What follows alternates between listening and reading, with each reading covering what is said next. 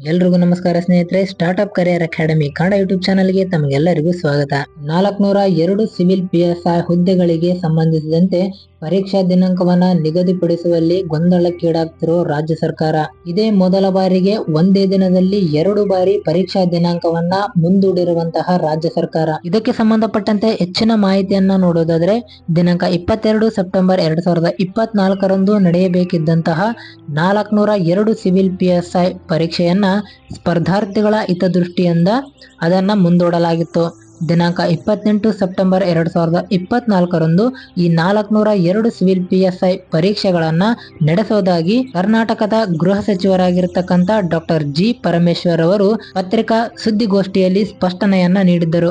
ಆದರೆ ದಿನಾಂಕ 27 ಅಕ್ಟೋಬರ್ 2024ರಂದು ನಡೆಯುವಂತಹ ವಿಲೇಜ್ ಅಕೌಂಟೆಂಟ್ ಎಕ್ಸಾಮ್ಗೆ ಸಂಬಂಧಪಟ್ಟಂತೆ ಕಡ್ಡಾಯ ಕನ್ನಡ ಪರೀಕ್ಷೆಯನ್ನ ದಿನಾಂಕ 29 ಸೆಪ್ಟೆಂಬರ್ 2024ರಂದು ಈಗಾಗಲೇ ನಿಗದಿಪಡಿಸಲಾಗಿದೆ. ಆದ್ದರಿಂದ PSI ಮತ್ತು ವಿಲೇಜ್ ಅಕೌಂಟೆಂಟ್ ಎರಡೂ ಹುದ್ದೆಗಳಿಗೆ ಅರ್ಜಿಯನ್ನ ಸಲ್ಲಿಸಿದಂತ ಅಭ್ಯರ್ಥಿಗಳಿಗೆ ಎರಡೂ ಪರೀಕ್ಷೆಯನ್ನ ಬರೆಯೋದಕ್ಕೆ ತುಂಬಾನೇ ತೊಂದರೆಯಾಗುವ ಸಾಧ್ಯತೆ ಇತ್ತು. ಅಂದ್ರೆ ದಿನಾಂಕ 28 ಸೆಪ್ಟೆಂಬರ್ 2024ರಂದು 402 ಸಿವಿಲ್ PSI ಪರೀಕ್ಷೆಗಳನ್ನ ಮುಗಿಸಿ ಮಾರನೇ ದಿನ 29 ಸೆಪ್ಟೆಂಬರ್ 2024ಕ್ಕೆ ಕಡ್ಡಾಯ ಕನ್ನಡ ಪರೀಕ್ಷೆಗೆ ಹಾಜರಾಗೋದಕ್ಕೆ ಅಭ್ಯರ್ಥಿಗಳಿಗೆ ತುಂಬಾನೇ ತೊಂದರೆಯಾಗುವ ಸಾಧ್ಯತೆ ಇತ್ತು.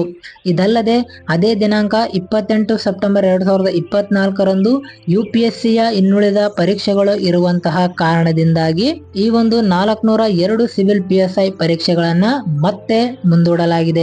ಆದ್ರೆ 402 ಸಿವಿಲ್ PSI ಪರೀಕ್ಷೆಗಳಿಗೆ ಸಂಬಂಧಪಟ್ಟಂತೆ ಆ ಒಂದು ಪರೀಕ್ಷಾ ದಿನಾಂಕವನ್ನು ಇನ್ನೂ ಯಾವುದೇ ರೀತಿಯಾಗಿ ನಿಗದಿಪಡಿಸಿಲ್ಲ.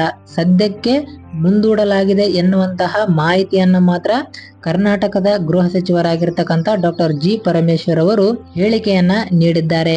ಇದಕ್ಕೆ ಸಂಬಂಧಪಟ್ಟಂತೆ 402 ಸಿವಿಲ್ PSI ಎಕ್ಸಾಮ್ಗೆ ಸಂಬಂಧಪಟ್ಟಂತೆ ಯಾವ ದಿನಾಂಕದಂದು ಪರೀಕ್ಷೆಯನ್ನ ನಡೆಸಲಾಗುತ್ತೆ ಅನ್ನೋದನ್ನ ನಾವು ಮುಂದೆ ಕಾದು ನೋಡಬೇಕಾಗುತ್ತೆ. ಇದಿಷ್ಟು ಸ್ನೇಹಿತರೆ 402 ಸಿವಿಲ್ PSI ಪರೀಕ್ಷಾ ದಿನಾಂಕ ಮುಂದೂಡಿಕೆ ಬಗ್ಗೆ ಇರತಕ್ಕಂತ ಮಾಹಿತಿ.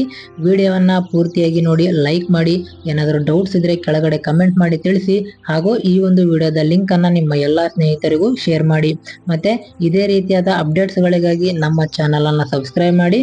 ಮತ್ತೆ ಸ್ಪರ್ಧಾತ್ಮಕ ಪರೀಕ್ಷೆಗಳಿಗೆ ತರಬೇತಿಯನ್ನ ಪಡೆಯಲು ನಮ್ಮ ಚಾನಲ್ ಅನ್ನ ಸಬ್ಸ್ಕ್ರೈಬ್ ಮಾಡಿಕೊಂಡು ಪಕ್ಕದಲ್ಲೇ ಇರತಕ್ಕಂಥ ಬೆಲ್ ಐಕಾನ್ ಅನ್ನ ಕ್ಲಿಕ್ ಮಾಡಿ ಆಲ್ ನೋಟಿಫಿಕೇಶನ್ ಅನ್ನ ಆನ್ ಮಾಡ್ಕೊಳ್ಳಿ.